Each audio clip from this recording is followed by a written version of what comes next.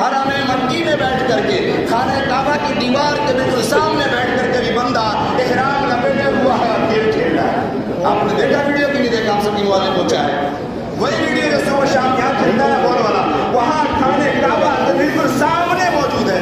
بھیڑ بھی نہیں ہے, جہاں لوگ رات کے 2 بجے 3 بجے 4 بجے کوشش کرتے ہیں کہ تھوڑا سراٹا مل جائے تو ہم استعلام کر لیں, حجر اسود کو چوم لیں, صحیح سے اعتکاف کر لیں, 2 رکعت نماز پڑھ لیں اور میرے رب کے سامنے حاجات رکھ دیں. وہاں وہ بیٹھا بندہ گیم کھیل رہا.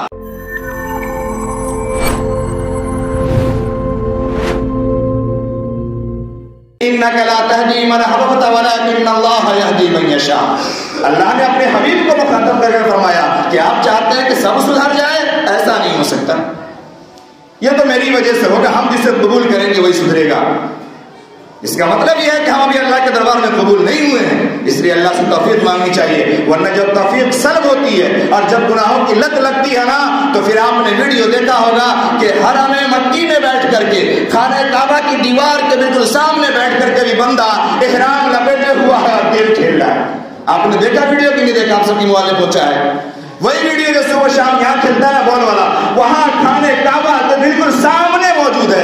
بھیڑ بھی نہیں ہے, جہاں لوگ رات کے 2 بجے 3 بجے 4 بجے کوشش کرتے ہیں کہ تھوڑا سراٹا مل جائے تو ہم استعلام کر لیں, حجر اسود کو چوم لیں, صحیح سے اعتکاف کر لیں, 2 رکعت نماز پڑھ لیں اور میرے رب کے سامنے حاجات رکھ دیں. وہاں وہ بیٹھا بندہ گیم کھیل رہا ہے.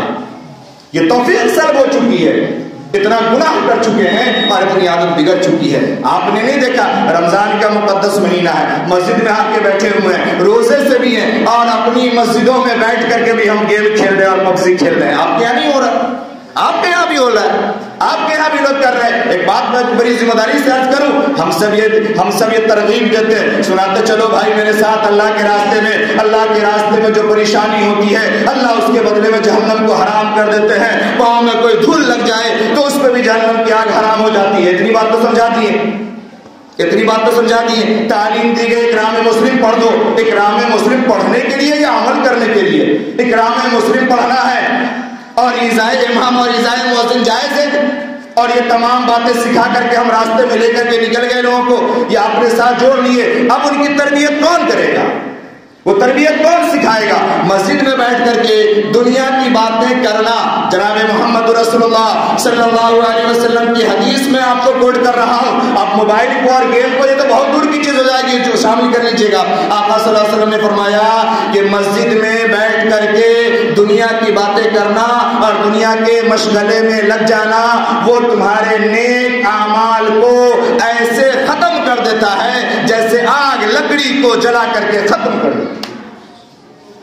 غور کر کے دیکھیں, ہم سب مسجدوں میں ہیں, تلاوت کرنا چاہیے, ذکر کرنا چاہیے. روزے دار کو ہر حال میں ثواب ملتا ہے, کچھ نہیں کر سکتے لیٹ جاتے, اعتکاف کی نیت کر لیتے, ثواب ملتا رہتا.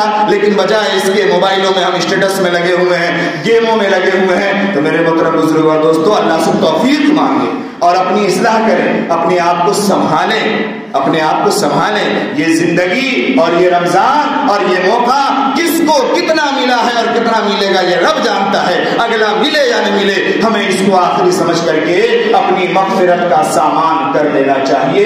اللہ کے سامنے رو دھو کر کے اللہ کو راضی کر لینا چاہیے. دعا کریں کہ اللہ رب العزت ہم تمام کو صحیح سمجھ عطا فرمائے. اللہ رب العزت ہمارے اندر احساس پیدا فرما دے. اللہ ہمیں توفیق عطا فرما دے. اللہ ہمیں خیر کی سمجھ عطا فرما دے اور شر کی سمجھ عطا فرما کر اللہ رب العزت ہر قسم کے تمام شرور و فتن سے ہم سب کو محفوظ و مامون رکھے. وآخر دعوانا الحمدللہ رب العالمین.